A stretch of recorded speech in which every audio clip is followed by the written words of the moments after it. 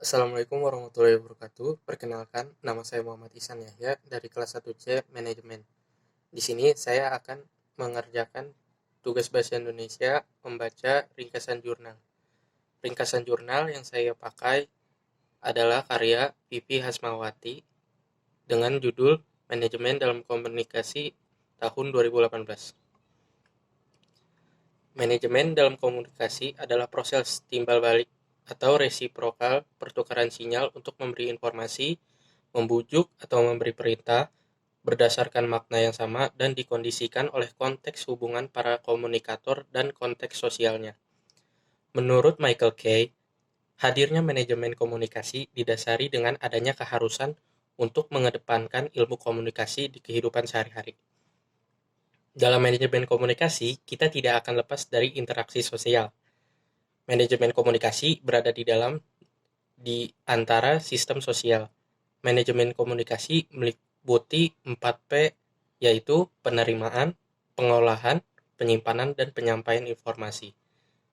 Dalam sub-sub sistem sosial, di antaranya ada individu, kelompok, organisasi, massa, dan masyarakat. Konsep manajemen komunikasi bukan hanya sekedar tentang pengetahuan komunikasi yang sudah kita alami di kehidupan sehari-hari. Namun, hal ini juga dapat kita pelajari lebih dalam dan juga dapat dikembangkan. Sebagai contoh, kita dapat meningkatkan kemampuan kita dalam berkomunikasi agar dapat menjadi seorang komunikator yang memiliki kredibilitas.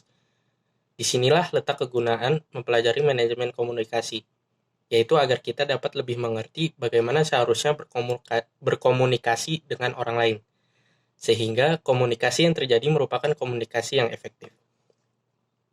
George Robert Terry mengemukakan bahwa dalam suatu kegiatan manajemen terdapat 5 bentuk komunikasi, antara lain komunikasi formal, komunikasi non-formal, komunikasi informal, komunikasi teknis, dan komunikasi prosedural. Sementara Onong Ujana Effendi mengelompokkan komunikasi dalam manajemen menjadi 3 dimensi. Yang pertama ada komunikasi vertikal, yaitu arus komunikasi 2 arah timbal balik dalam melaksanakan fungsi-fungsi manajemen. Bisa dari atas ke bawah atau downward communication, dan bisa dari bawah ke atas atau upward communication. Yang kedua, komunikasi horizontal, merupakan komunikasi satu level yang terjadi antara satu karyawan dengan karyawan lainnya, atau pimpinan satu departemen dengan departemen lainnya dalam satu tingkatan dan lain sebagainya. Yang ketiga, komunikasi eksternal, berlangsung secara 2 arah antara pihak organisasi atau lembaga dengan pihak luar. Yang keempat, ada komunikasi yang terjadi dalam suatu organisasi, ditentukan oleh kebijakan dan arus informasi yang ada dalam organisasi tersebut. Arus informasi akan membentuk pola-pola hubungan atau jaringan komunikasi. Komunikasi memiliki hubungan yang erat sekali dengan kepemimpinan. Bahkan dapat dikatakan bahwa tiada kepemimpinan tanpa komunikasi.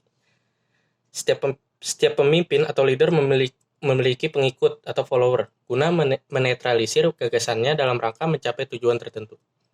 Disinilah pentingnya kemampuan berkomunikasi bagi seorang pemimpin, khususnya dalam usaha untuk mempengaruhi perilaku orang lain. Inilah hakikatnya dari suatu manajemen dalam bentuk organisasi. Manajemen dibutuhkan oleh semua organisasi, karena tanpa manajemen, semua usaha akan sia-sia dan pencapaian tujuan akan lebih sulit. Paling kurang ada 3 alasan mengapa manajemen itu dibutuhkan. Yang pertama, untuk mencapai tujuan. Manajemen dibutuhkan untuk mencapai tujuan suatu organisasi dan pribadi. Alasan kedua, untuk menjaga keseimbangan di antara tujuan-tujuan, sasaran-sasaran, dan kegiatan-kegiatan dari pihak yang berkepentingan dalam organisasi, seperti pemilik dan karyawan, maupun kreditur, pelanggan, konsumen, supplier, serikat kerja, asosiasi perdagangan, masyarakat, dan pemerintah. Terakhir, untuk mencapai efisiensi dan efektivitas. Karena manajemen yang baik dalam berkomunikasi akan menciptakan komunikasi yang efektif, yang sudah dibahas pada sub komunikasi di atas. Sekian pembacaan ringkasan jurnal dari saya. Wassalamualaikum warahmatullahi wabarakatuh.